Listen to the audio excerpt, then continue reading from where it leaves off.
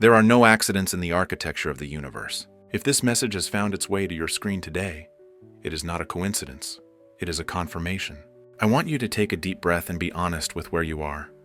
Have you been feeling an intense, unexplained pressure?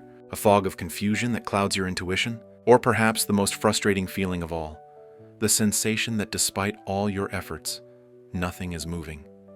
It feels like stagnation. It feels like a blockage.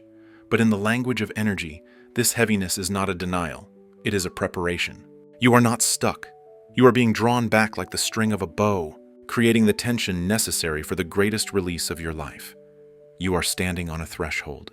That friction you feel is the sound of your old reality grinding against the new one trying to birth itself. You have walked through the desert, and now you are standing at the exact moment right before the shift. Right before the universe finally opens the gates and says, yes. There is a paradox at the heart of reality that the philosopher Alan Watts often described as the law of reversed effort. It is the cosmic joke that frustrates us the most. The more you try to force life into a specific shape, the more it loses its form.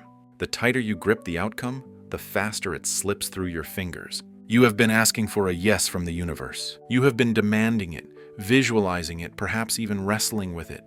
But in the metaphysical realm, force creates a counter force. When you try to control the flow, you inadvertently create resistance. You are like a swimmer frantically thrashing against the water to stay afloat, exhausted, panic-stricken, and sinking.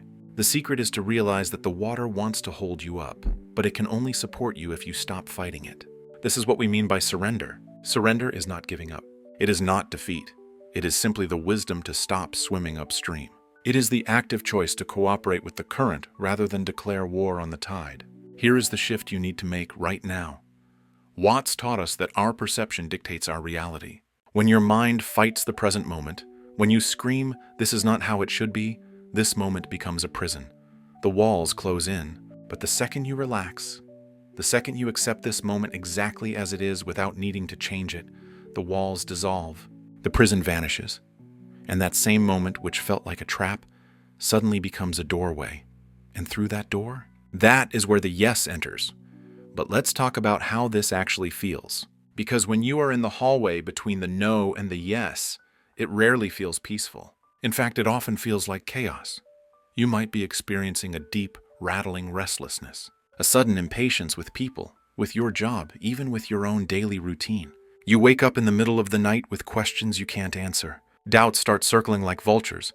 Did I miss my chance? Am I delusional? Is this actually working? This is the specific frequency of the threshold. It is a paradox. On the surface, your reality looks stuck. The job hasn't called, the money hasn't cleared, the message hasn't arrived. But underneath that stillness, the energy is heavily charged. It feels like the heavy, static air right before a summer storm breaks. It is quiet, yes, but it is the quiet of a bowstring pulled back to its absolute limit. You aren't bored, you are vibrating.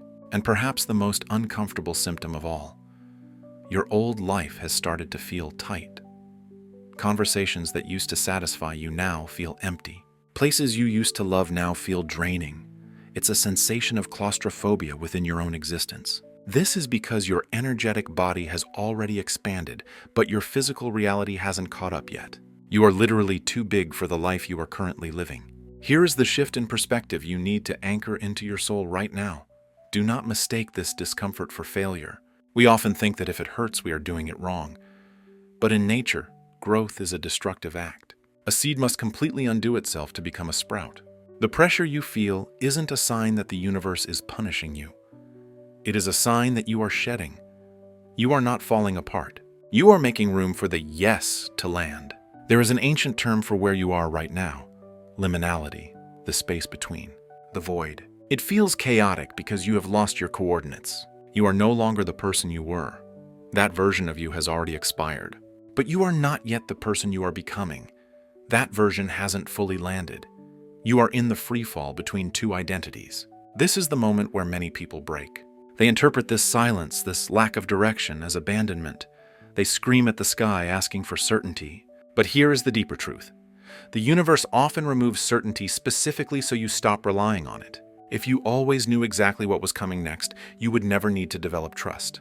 You would never need to tap into your own intuition. The chaos isn't there to break you. It is there to detach you from the illusion of control. Think of your life as a house. For years, you have filled it with furniture, beliefs, relationships, habits, limitations. Now, you have asked the universe for a mansion. You have asked for expansion. But when the movers arrive to take the old furniture out, it looks like robbery. It looks like loss. It looks like an empty room. Do not grieve the emptiness. Do not panic at the silence. The rejection you faced last month? The plan that fell apart? That wasn't a denial.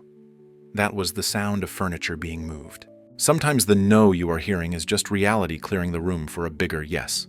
The universe creates a vacuum before it creates a victory. So how do you know the chaos is leading to the yes? Look for these 5 signatures. Sign number 1. You are being asked to release the outcome. You have reached a point of exhaustion with the worrying. You don't have the energy to obsess over the how anymore. You find yourself saying, "Universe, I trust you. Do what you need to do." That specific surrender usually happens moments before the manifestation arrives. Sign number 2. Old habits feel incredibly heavy.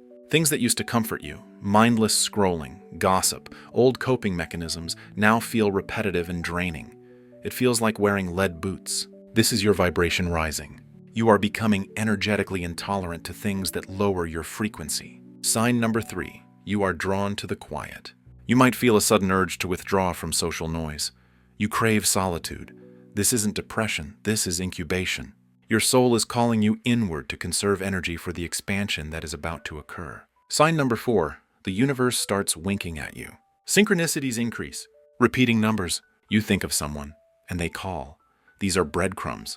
They are the universe's way of saying, you are on the right frequency. And sign number 5, the paradox. You feel fear, yes. But underneath that fear, deep in your gut, there is a strange, unshakable calm.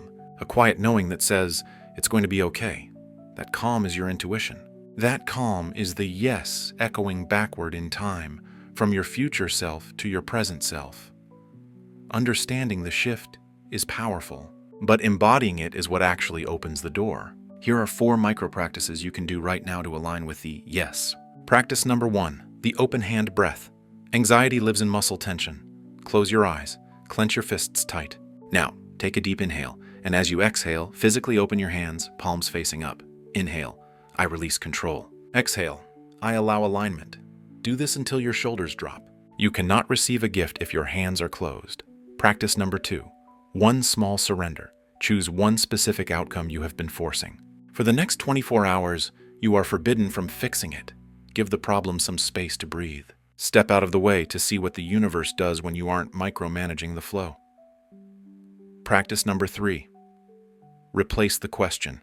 The ego asks, when will it happen? That creates time anxiety. Immediately overwrite it with this question. What is life asking me to become? Shift your focus from the timeline to the transformation.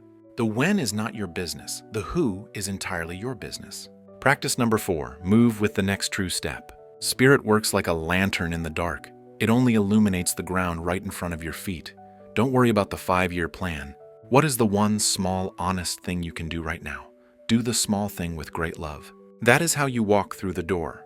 And this brings us to the final, most crucial realization. For so long, you have been approaching your life with the energy of extraction. You have been trying to mine the universe for validation, screaming, "Give it to me." But the universe does not respond to demands. It responds to resonance. You must understand, the delay you are experiencing is not a denial. It is a calibration. If the universe gave you the yes right now, would your nervous system actually be safe? Or would you sabotage it because you haven't yet built the energetic structure to sustain it? Your job is not to force the timeline. Your job is to become the person who can hold what you asked for. You are not waiting for the external world to change. The external world is waiting for you to stabilize. This is the great secret. The universe finally says yes the moment you stop trying to extract life and start learning how to receive it. When you shift from, "I need this to survive," to "I am ready to host this energy," the friction disappears, and the door that seemed locked forever, it swings open on its own. Take a deep breath. You don't need to memorize this. Your spirit has already recorded what it needs. Before you go, let's anchor this shift. Repeat after me. I release the need to know the how and the when. I trust that what is unfolding is greater than what I could plan. I am ready for the yes, and I am willing to wait for it without rushing it. I want to leave you with one question to carry with you this week. What are you gripping so tightly right now?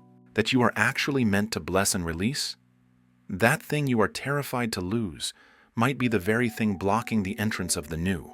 If you are ready to stop forcing the river and start flowing with it, I want you to type a simple yes in the comments below. Let that comment be your digital signature that you are done with resistance and open to receiving. Remember, you are not doing this alone. You are part of a massive collective unfolding. Be patient with yourself in the hallway. The door is unlocking. I'll see you in the next one. Universal Consciousness signing out.